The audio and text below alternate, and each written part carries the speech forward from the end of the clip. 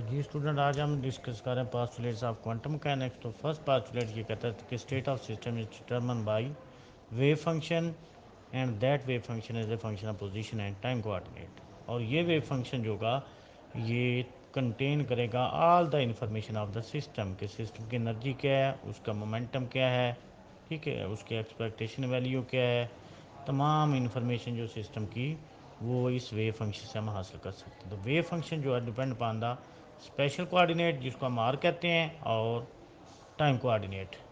तो अगर आपके पास सिंगल पार्टिकल है और उस R is the set of coordinate of that particle, तो आर जो है उसको हम इस तरह लिख सकते हैं कि x1 y1 z1 three dimensional. तो for more than one particle R is use to represent the complete set of the coordinates, जैसे are x1 y1 z1 x2 y2 z2 x3 y3 z3 up to xn y n zn। तो state of the system जो है उसको define करते हैं by its property. तो psi जो है specify the state and some time it is called state function rather than wave function. कि जब ये state of the system define करेगा तो उसको हम स्टेट फंक्शन कह देंगे या वेव फंक्शन भी कह सकते हैं। तो प्रिंसिपल ऑफ सुपर पोजिशन यह कि अगर आपके पास दो वेव फंक्शन हो तो उसका जो लीनियर कम्बिनेशन होगा वो भी वेव फंक्शन होगा।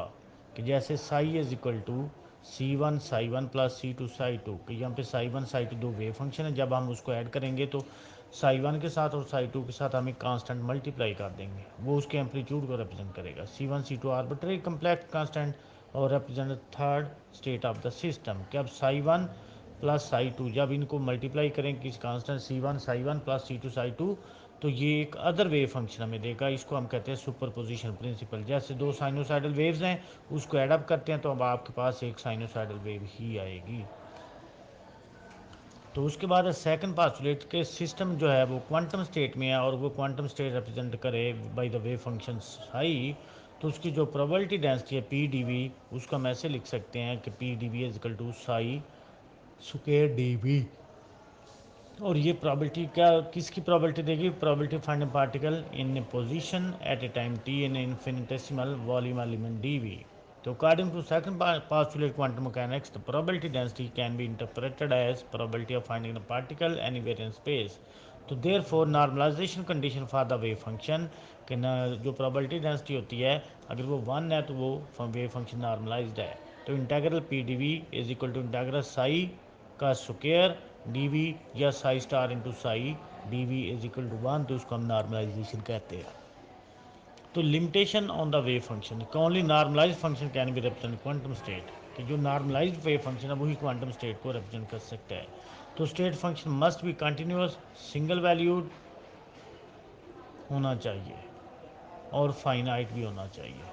तो स्टेट फंक्शन मस्ट भी smoothly varying function mean continuous function होगा। डी वी जो है differential coordinate as D V Cartesian coordinate में लेंगे तो D X D Y D Z होगा। अगर डी वी आप स्फेरिकल पोलर कोऑर्डिनेट में लेंगे तो R square sine phi D R D theta D phi होगा। और अगर सिलेंड्रिकल में लेंगे तो are D theta D Z होगा। तो इसी तरह जो सिस्टम की एक्सपेक्टेशन वैल्यू, जैसे हम मैथमेटिक्स में हम एवरेज वैल्यू निकाल लेते हैं, तो इसी तरह क्वांटम मैकेनिक्स में हम एवरेज वैल्यू के बजाय निकालते हैं एक्सपेक्टेशन वैल्यू। तो एक्सपेक्टेशन वैल्यू की एवरेज वैल्यू होती है large number of dynamical variable की। और एक्सपेक्टेशन वैल्यू को हम कोई नंबर 4 से रिप्रेजेंट करते हैं कि एक्स की अगर हम पोजीशन की एक्सपेक्टेशन निकालना चाहते हैं तो integral psi star x T x Sai x of T D F X. तो ये वन डायमेंशन में है। तो ये अब देखें साई स्टार साई, इसको प्रोबेबिलिटी डेंसिटी लिख सकते हैं और एक्स हम पहले लिख सकते हैं कोई ये नंबर 4 में। तो इसका मतलब है जिसके हमने एक्सपेक्टेशन वैल्यू निकाली है वो साई स्टार और साई के इन बिटवीन में आएगा वो ऑपरेटर। तो expectation value can be time dependent X या X of T. Expectation value depend upon the state of the system. तो different state represent by different state function have different ensemble average. तो generalize अगर हम देखें तो Q अगर आपके पास कोई ऑब्जर्वेबल है तो क्यू ऑफ टी जो क्यू है ऑब्जर्वेबल ये टी पे डिपेंड करता है टेंटाग्रस साई स्टार और Q into psi D F x, ये वन डायमेंशन में ले रहा है कोई number 5।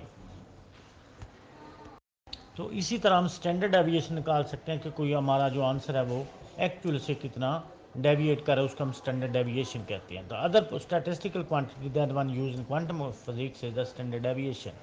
Of the observable and is known as uncertainty. इसको हम अनसर्टेनिटी कहते हैं। For the position measurement the uncertainty in X is measured by the equation. ये बाय द इक्वेशन क्वेश्चन है, सॉरी। तो delta X square is equal to psi star integral X of T into X minus average value of x whole square psi of X D X. Mean कि इसको हम ऐसे भी लिख सकते हैं कि पहले एक्स का स्क्वायर फिर उसकी एवरेज वैल्यू माइनस एक्स की एवरेज वैल्यू एक्सपेक्टेशन वैल्यू और उसका स्क्वायर। इसको हम डिस्पर्शन भी कहते हैं। तो अनसर्टनटी और standard deviation is given by the equation कि डेल्टा एक्स दोनों तरफ स्क्वायर रूट ले लेंगे। Delta X is equal to पहले हम क्या लेंगे, एक्स का स्क्वायर लेंगे फिर उसकी एक्सपेक्टेशन वैल्यू लेंगे और माइनस एक्स की एक्सपेक्टेशन वैल्यू लेके फिर उसका स्क्वायर लेंगे। तो उसको हम अनसर्टनटी कहते हैं। ठीक है।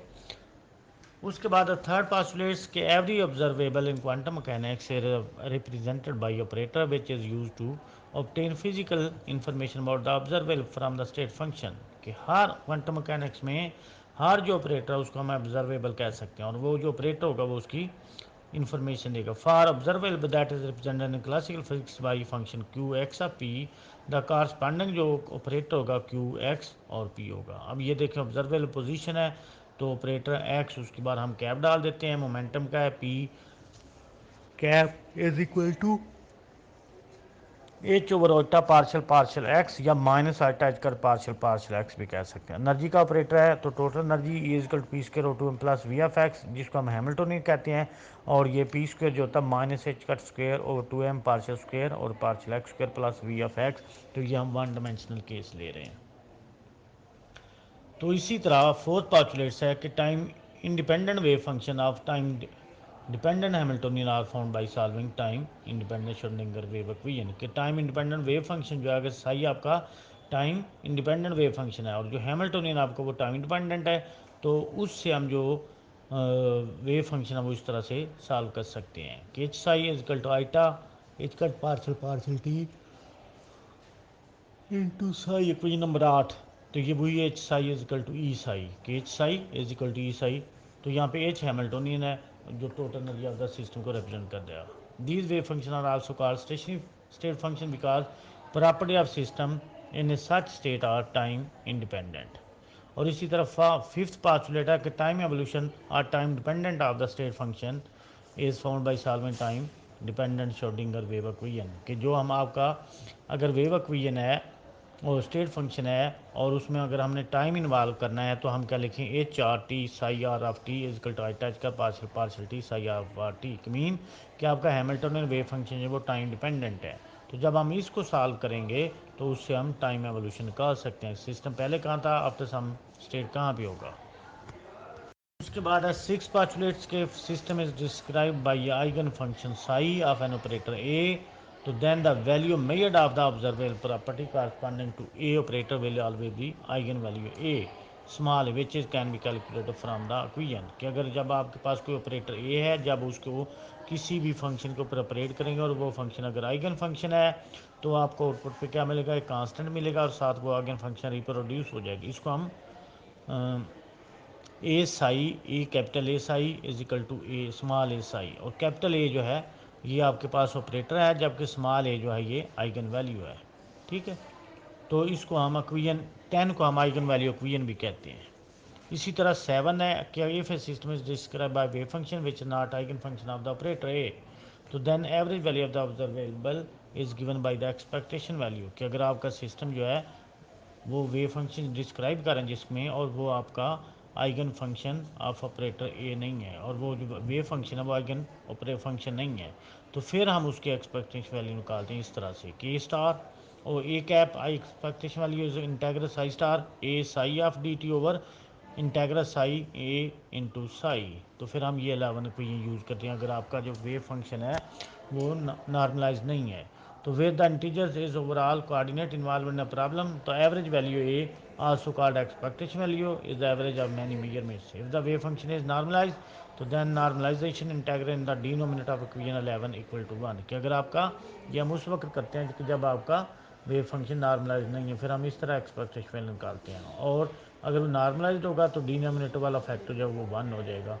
ठीक है। तो ये आज का लेक्चर था।